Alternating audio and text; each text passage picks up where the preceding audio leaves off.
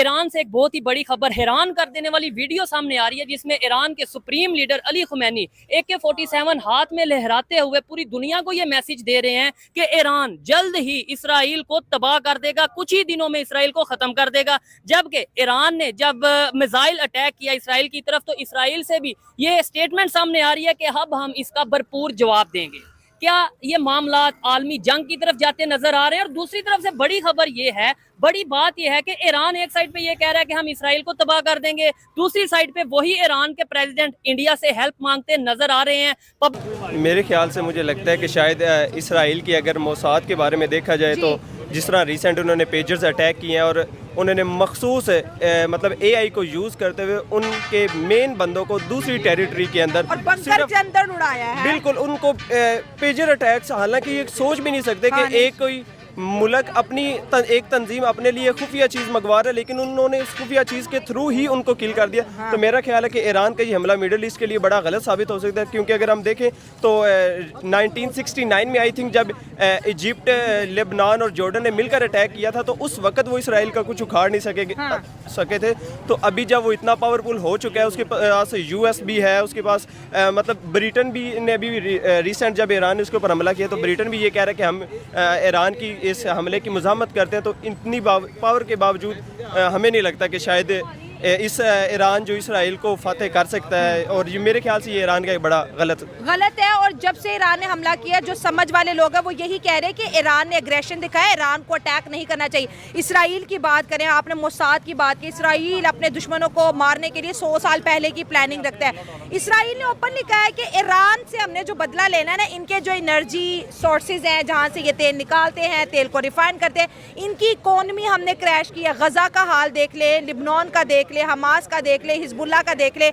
आपको क्या लगता है, ईरान ने तो जो करना था कर दिया, अब जब इसराइल आएगा जिसके साथ सुपर पावर अमेरिका है वो भी आएगा, ईरान तो अकेला, ईरान के पास तो वैसा डिफेंस ही नहीं है जो उसको बचा सके। देखिए डिफेंस की तो बात वो एक ज़रूरी है, लेकिन इसके साथ अगर देखा जाए तो ईरान की जो पहली लोकल कम्युनिटी है वो तो पहले ही एक अंडर प्रिविलेज्ड ज़िंदगी गुजार रहे हैं। उनकी जो कुछ इकोनॉमी चल रही थी वो यही उसके ऑयल्स के ऊपर चल रही थी। अगर इसके ऊपर भी वो अटैक करेंगे, या ईरान अगर दूसरों को आंख दिखा सकता था उसकी वजह कुछ उसकी न्यूक्लियर पावर से, अगर कोई दूसरा मुल्क बता रहा है कि हम आपके न्यूक्लियर पावर पर भी हमला कर सकते हैं तो इसके बाद ईरान के पास कुछ लूप होल बचेगा नहीं। इकोनॉमी भी डिस्टेबलाइज हो चुकी है, न्यूक्लियर पावर भी ख़त्म हो जाएगी, ऑयल भी ख़त्म हो जाएगा, ख़त्म नहीं मतलब सेक्शंस और ज़्यादा लग जाएंगी। तो इसके बाद मुझे नहीं लगता कि वहाँ की जो लोकल कम्युनिटी है वो उसके इस छोटे से अग्रेशन तो उन्होंने दिखा लिया, अपना एक नाम तो कमा लिया, लेकिन जो लोकल कम्युनिटी है वो सर्वाइव नहीं कर सकती। अगर इंडिया की बात करें तो ईरान ने इंडिया से मदद मांगी है। अब आप देखें कि इंडिया की इसराइल के साथ दोस्ती है, इंडिया का ट्रेड ईरान के साथ भी ऑयल का बहुत अच्छा है। अब इंडिया इसमें क्या रोल प्ले करेगा? क्या इंडिया दोनों को समझा के जो है ये जो जंग है जो मिडल ईस्ट को अपनी लपेट में लेने वाली है इसको बचा लेगा? क्योंकि जिस मुल्क के अंदर जंग होती है आखिरी फैसला इंडिया के पास आता है। ऐसे लग रहा है जैसे बादशाह सलामत के पास सारे जो है रिक्वेस्टें जमा हो रही हैं। मेरे ख्याल से इंडिया के पास एक बड़ा अच्छा उसने किरदार अदा किया था जब पाकिस्तान की भी पार्टीशन हुई थी। तो ना वो US ब्लॉक में गया, ना वो सोवियत यूनियन ब्लॉक में गया, यानी कि उसकी डिप्लोमेसी पॉलिसी बड़ी अच्छी है। इसलिए मेरे ख्याल हमें लगता है कि शायद वो इन दोनों के साथ, क्योंकि अगर देखा जाए तो इजराइल के साथ वेस्टर्न ब्लॉक पूरा साथ जुड़ा हुआ है, तो कभी भी इंडिया ये नहीं चाहेगा कि वो जो इंडस्ट्री है, मोस्टली आप इलेक्ट्रॉनिक बात कर लें या डिजिटलाइज की बात कर लें, तो उसके अंदर वो इसराइल को कभी भी नहीं छोड़ेगा। और साथ ही क्योंकि अब इंडिया इसराइल को नहीं छोड़ेगा, जैसे वो कहते हैं हम स्टैंड कर रहे हैं तो कर रहे हैं। क्योंकि अब देखें अगर सऊदी अरेबिया इसराइल को नहीं छोड़ा तो इंडिया क्यों छोड़ेगा? हालांकि इंडिया के पास एक तो पॉपुलेशन भी बड़ी ज्यादा है और साथ में वो ईरान को इसलिए नहीं छोड़ेगा क्योंकि उनको सस्ता और रिफाइंड पेट्रोल मिल रहा है। क्योंकि उनकी, मुझे बताएं, ईरान और अभी इसराइल की जो जंग चल रही है फलस्तीन को लेके, क्या कहना चाहेंगे? ईरान बड़ी बड़ी धमकियां या बड़ी बड़ी वार्निंग दे रहा है। AK-47 उनके जो सुप्रीम लीडर है अली खुमैनी, उन्होंने AK-47 लहरा के बोला है कि अब इसराइल को ख़त्म कर देंगे कुछ ही दिनों में। टेक्निकली प्रैक्टिकली क्या ये पॉसिबल है? तो इस पे बात करेंगे। इसके अलावा पाकिस्तान क्या कर रहा है और बाकी चीज़ों के ऊपर बात करेंगे। पहले मुझे बताएं कि ये टेक्निकल पॉसिबल है कि इसराइल से मुकाबला किया जा सके? नहीं, सिंगल हैंडेडली तो पॉसिबल नहीं है। अच्छा। जब तक ईरान खुद मतलब ये कोशिश तो कर सकता है, उसकी ख्वाहिश हो सकती है, लेकिन रियलिटी में ऐसा पॉसिबल नहीं है। ठीक है। और एक चीज़ आप मिस कर गए हैं, सिर्फ ईरान नहीं, हाँ। आजकल लेबनान भी जो है वो इसी चीज़ का शिकार है। ठीक है, वो तो फिर सीरिया भी है और नहीं, बट अभी जो इसराइल ने डायरेक्टली जो आपने अटैक किया है वो लेबनान। हिजबुल्लाह के नॉर्थन साइड पे ठीक है। लेबनान में किया है। ठीक हो गया। तो अभी जो रिसेंटली जो दोनों तरफ से स्टेटमेंट आई है वो ईरान और लेबनान ने मिलके की हैं। ठीक है। और जो भी रिसेंट स्ट्राइक आपने 2 दिन पहले देखी थी, जो तकरीबन 180 मिसाइल 200 मिसाइल, लेकिन एक भी इसराइली की जान नहीं गई, यानी उन्हें फर्क नहीं पड़ा। उनका एयर डोम, उनका डिफेंस सिस्टम इतना मजबूत है कि उन्हें फर्क नहीं पड़ा 200 मिसाइल के 400 मिसाइल से भी। दो चीजें हैं, एक तो फाइनेंशियली, ठीक है, ईरान जब से मेरे ख्याल से जितनी उस पे सेक्शंस है, ठीक है, वो बेचारा कर क्या सकता है? कर क्या सकता है? वो चाहता तो है, उसकी ख्वाहिश तो है, लेकिन वो कर कुछ नहीं सकता। ठीक है, बिल्कुल। एज अ पाकिस्तानी हम बिल्कुल एटॉमिक पावर हैं, लेकिन बराए ना। हाँ, मैं इसी के ऊपर आने लगा था। हमारे वो है कि जब शबरात पे वो चल सकते हैं, लेकिन रियलिटी में नहीं। अच्छा, हमारा एटम बम शबरात पे चल सकता है? क्योंकि देखिए रिजर्व हमारे $10 मिलियन के हैं। ठीक है। आपने जब एक मिसाइल हिट करना है, वो मोर देन $1 मिलियन में आपको कॉस्ट करता है। ठीक है। तो हम फाइनेंशियली इस कैपेसिटी में ही नहीं है। हम बात तो करते हैं हमारे पास गौरी है, हमारे पास ये मिसाइल है, लेकिन उसको चलाने के लिए आपको रिसोर्सेज चाहिए। और अब तो खबरें ये भी थी रिसेंटली, आपने शायद सुना हो कि हमारे तो मिसाइल की जो रेंज है वो भी कम कर दी गई है, यानी कि हम मिसाइल चलाएंगे भी तो हमारी रेंज इसराइल तक जाएगी नहीं। चली भी जाएगी, हाँ। लेकिन चलाने के लिए पैसे तो चाहिए ना। हाँ, मिसाइल लेकिन उसके लिए हम जो सारे पैसे लगा रहे हैं, ठीक है। वो अभी मतलब जलसे रोकने के लिए, एहतजाज रोकने के लिए, इधर हो फलस्तीन बनाने के लिए। अभी रिसेंट इस्लामाबाद में जितने फलस्तीन के खिलाफ लोगों ने प्रोटेस्ट किए हैं, सबको अंदर डाला है। अच्छा। अभी यूएन में जाके हमारे जो प्राइम मिनिस्टर साहब हैं, हाँ। वो तो ऐसे बात कर रहे थे कि जैसे सुबह खुद गन पकड़ के निकल जाएंगे। ये चीज है, और मैं यही कहता हूँ कि ये दोगलापन या डबल स्टैंडर्ड या इस तरीके से पॉलिसी अगर हम रखेंगे, पब्लिक कंफ्यूज होगी। इधर किसी भी पब्लिक से पूछना, वो कहता है बम फेंक दो, बम फेंक दो। आप कह रहे हैं बम के लिए पैसे मसला ये ना कि हम भी तो सिर्फ वो कीबोर्ड वॉरियर्स है ना। हाँ। कि हम क्या कहते हैं जी, मतलब ये ब्रांड को जी मतलब आप छोड़ दो, अगली जो हमारी पिक्चर होगी वो किसी और मतलब रेस्टोरेंट में खाना खा रहे होंगे जहाँ पे वो भी इंटरनेशनल ब्रांड ही होगा। ठीक है। तो ये बात है कि हमारे कुछ अपने भी डबल स्टैंडर्ड्स हैं। हम बातों की हद तक तो है, लेकिन क्या करें, मतलब अनफॉर्चुनेट है, लेकिन रियलिटी है। अच्छा, हमने ये देखा है अगर रशिया यूक्रेन की वार हो, वो भी इंडिया की तरफ देख रहे हैं कि भाई इंडिया जंग रुकवा सकता है पीस के लिए, रिलेशन बेहतर करने के लिए। फलस्तीन के भी प्राइम मिनिस्टर से इंडियन प्राइम मिनिस्टर मिले, इसराइल के साथ भी उनके रिलेशन बेहतर हैं।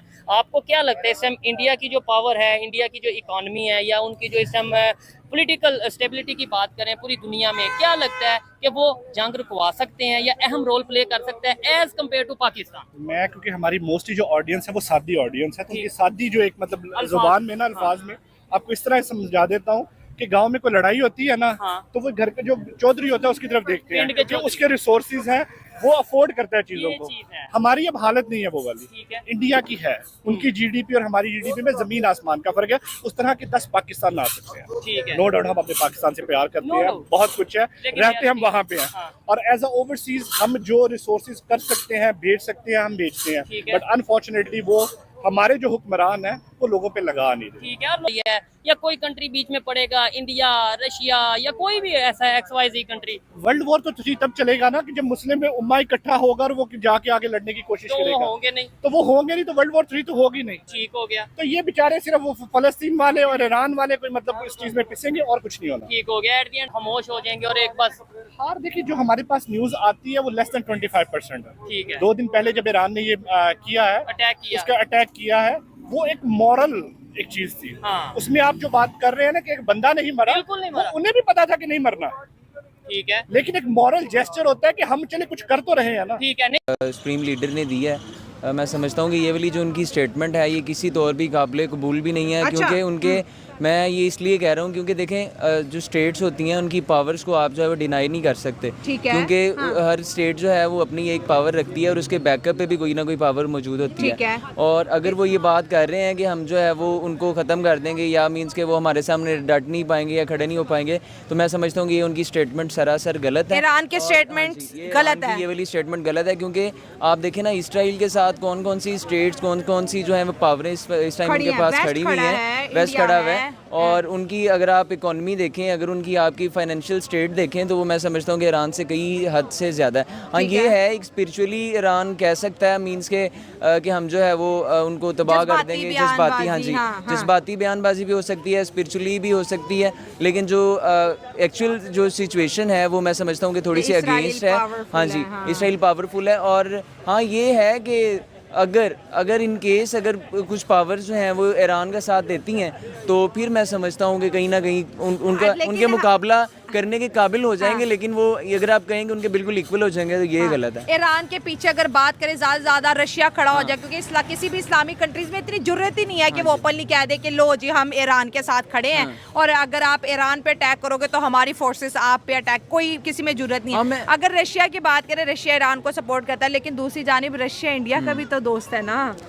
वही चीज़ मैं आपके सामने पेश करने की कोशिश कर रहा हूँ कि पॉइंट इज़ दैट कि अगर रशिया उनका साथ भी देता है, तो उसको भी तो अपने जो हैं वो कुछ ना कुछ चीज़ें देखनी पड़ेंगी ना, कि कल को मुझे अगर काम पड़ सकता है, इंडिया से पड़ सकता है, मुझे इसराइल से पड़ सकता है। हाँ जी, दोस्त हैं, और उनके आपस में जो है वो एक्सपोर्ट इम्पोर्ट का जो सिलसिला है, उसके अलावा जो उनके जो अपने कुछ मफादात वाबस्ता है उनसे, तो रशिया भी उस तरीके आ सकता है, लेकिन उस तरीके से नहीं आएगा, उस तरीके से नहीं आएगा कि वो उनको प्रॉपर्ली चुपके चुपके आ सकता है। और उसके अलावा हाँ, उनको ये कह सकता है कि बंद कमरे में उनको कह दे कि यार हम आपके साथ हैं, लेकिन ओपनली जो है वो इस तरीके से मैं समझता हूँ कि वो आ नहीं सकता, क्योंकि उनके अपने जो हैं वो कुछ ना कुछ जो है उनके बेनिफिट्स उनके साथ जो हैं वो रिलेट करते हैं। तो दैट्स व्हाई दोनों पॉइंट खित्ते के अंदर या पूरे इस वर्ल्ड में कहीं पे भी वॉर होती है, डायरेक्टली इनडायरेक्टली इंपैक्ट उसका इंडिया पे, जैसे रशिया यूक्रेन में आप देख लें इंडिया का कितना पॉजिटिव रोल रहा, रशिया भी गया, यूक्रेन भी गए। अब दूसरी जानिब अगर ईरान की बात करें, इसराइल की बात करें, तो इंडिया इसराइल के साथ खड़ा, और ईरान से भी दोस्ताना ताल्लुकात है,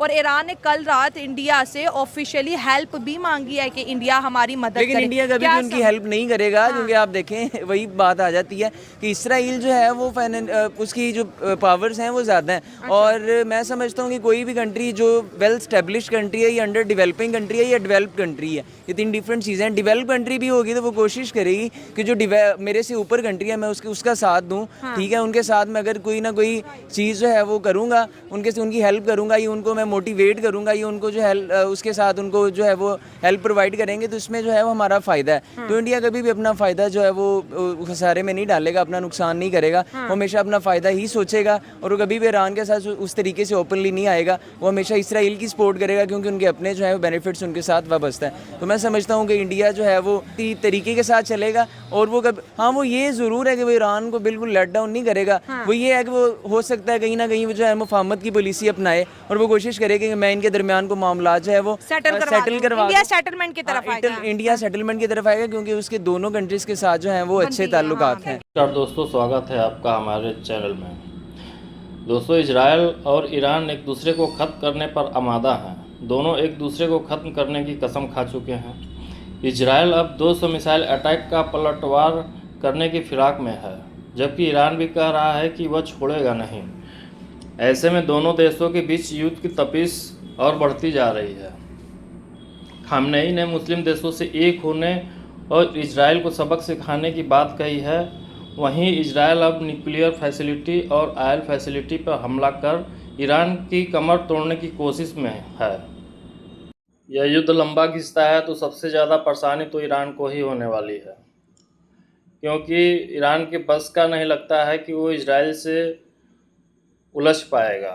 आप समझ सकते हैं दोस्तों, 200 प्लस मिसाइल आप फायर करते हैं और एक व्यक्ति मरता नहीं है। इससे आप समझ सकते हैं कि इन फ्यूचर अगर इजराइल ने वापस ईरान पर पलटवार किया तो ईरान कर क्या पाएगा मिसाइल फायर के अलावा, और मिसाइल फायर से कुछ होना नहीं है। अच्छा तो यही रहेगा कि ये युद्ध आगे और न बढ़े। यह ईरान, इजराइल और दुनिया के फेवर में बात होगी। दरअसल ईरान और इजराइल के बीच बढ़ती युद्ध की तपिश ने भारतीय व्यापारियों और भारत सरकार की परेशानी बढ़ा दी है, क्योंकि भारत बड़े पैमाने पर ईरान को बासमती चावल और चाय की पत्ती निर्यात करता है। सरकारी आंकड़ों की माने तो भारत ने साल 2023-24 में ईरान को $680 मिलियन का बासमती चावल निर्यात किया था। इसका मतलब यह है कि भारत ने करीब ईरान से 5,500 करोड़ रुपए का व्यापार किया। अगर इजरायल और ईरान का युद्ध आगे भी जारी रहता है तो इसका असर भारतीय अर्थव्यवस्था पर भी पड़ सकता है। आपका क्या ख्याल है दोस्तों? कृपया कमेंट करके बताएं। जय हिंद।